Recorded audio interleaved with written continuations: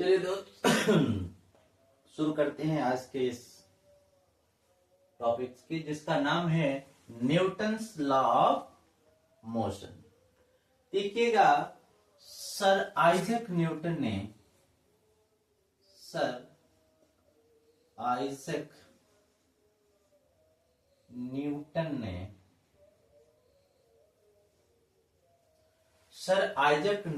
ने ग्रहों एवं नक्षत्रों के ग्रहों एवं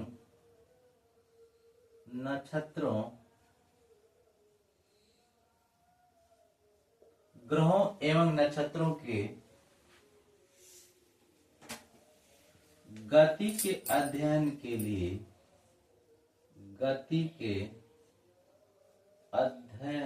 लिए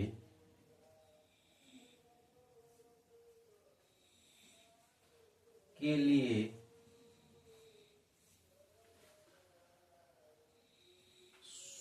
1687 ईस्वी में गति के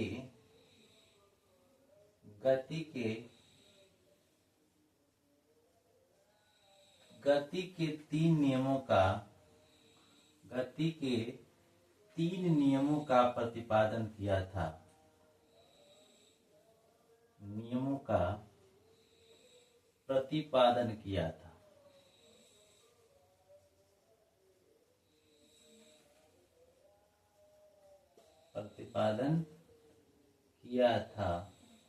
जिसे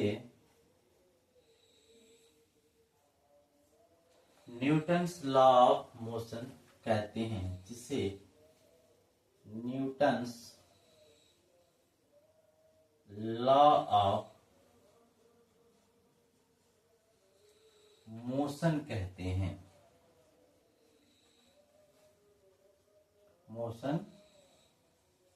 हैं।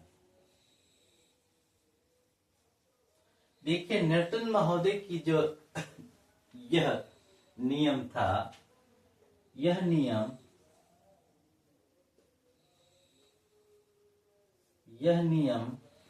पहली बार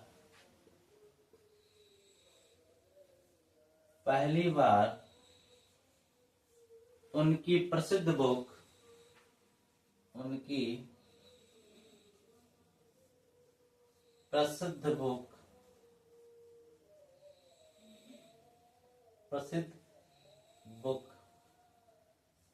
प्रिंसिपिया में प्रकाशित हुई थी।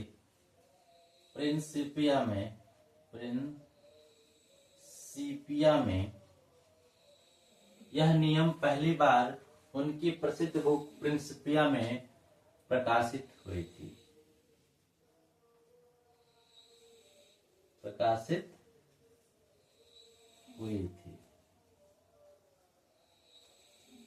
ये रहा कि न्यूटन का नियम किसे कहते हैं। ये न्यूटन्स के तीन नियम कौन कौन से हैं, इसको हम लोग एक एक करके जान लेते हैं। देखिएगा, आप लोग इसे अब नोट कर लें तो बड़ा बेहतर होगा। स्क्रीनशॉट भी ले सकते हैं, कोई दिक्कत नहीं, ये आपकी मर्जी। पहला था Newton's first law of motion. Newton's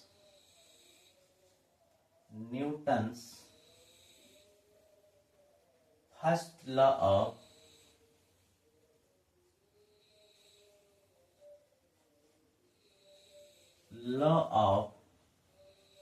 motion.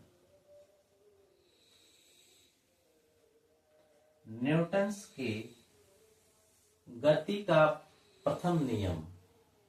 Newton साहब ने कहा था कि यदि कोई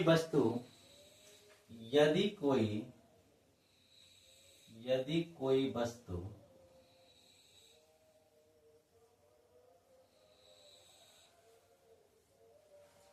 गति अथवा स्थिर अवस्था में है, वस्तु गति या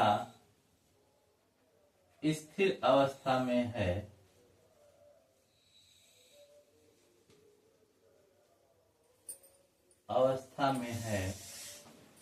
तो तब तक गति या स्थिर अवस्था में रहेगी, तब तक गति या स्थिर अवस्था में रहेगी,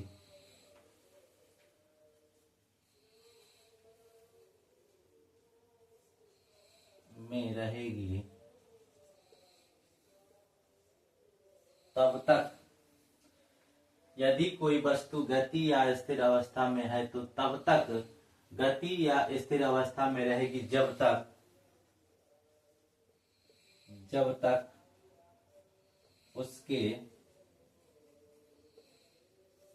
उसके अवस्था में परिवर्तन के लिए, उसके अवस्था में परिवर्तन के लिए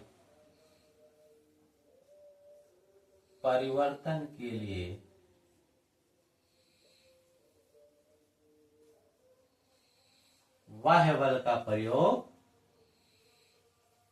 बाह्य बल का प्रयोग न किया जाए, बाह्य बल का प्रयोग न किया जाए। देखिए उनका नियम था कि जब भी कोई स्थिर या गतिशील वस्तु तब तक स्थिर या गतिशील अवस्था में रहेगी जब तक कि उसकी अवस्था में परिवर्तन के लिए कोई बाह्य बल, एक्सटर्नल फोर्स का प्रयोग न किया जाए। तो ये पहला नियम था। दूसरा नियम second law of motion, second law of motion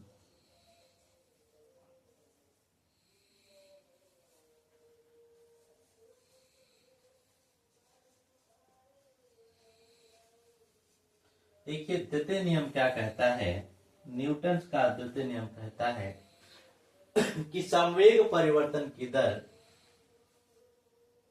संवेग परिवर्तन की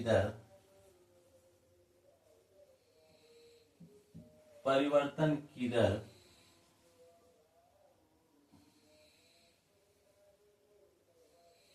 संवेग परिवर्तन की दर लगाए गए बल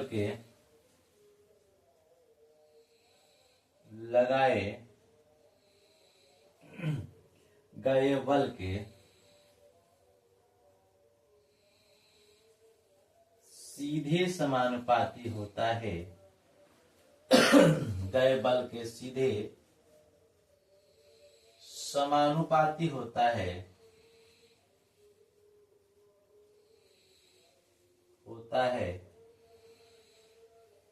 वह परिवर्तन,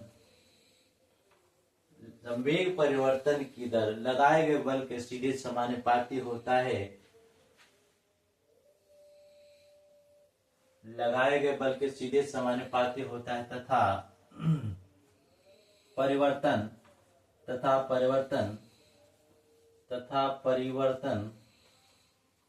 परिवर्तन उसी दिशा में होता है, उसी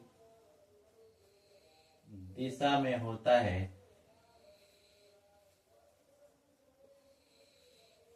है जिस दिशा में बल कार्य करता है, जिस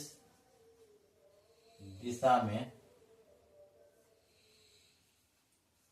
बल कार्य करता है।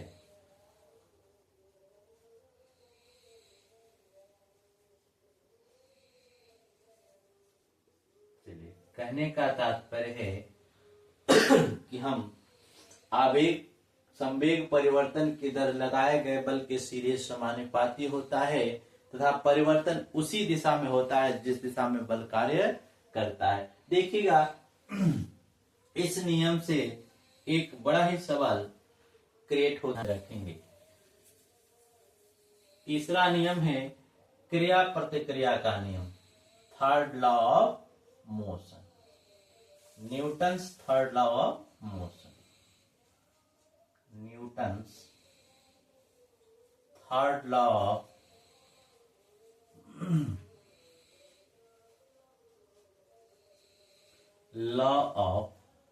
मोशन।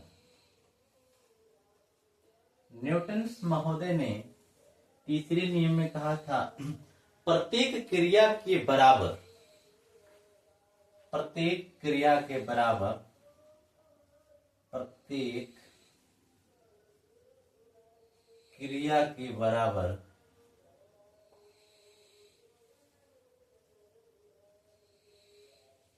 प्रत्येक क्रिया के बराबर एवं विपरीत प्रतिक्रिया होती है।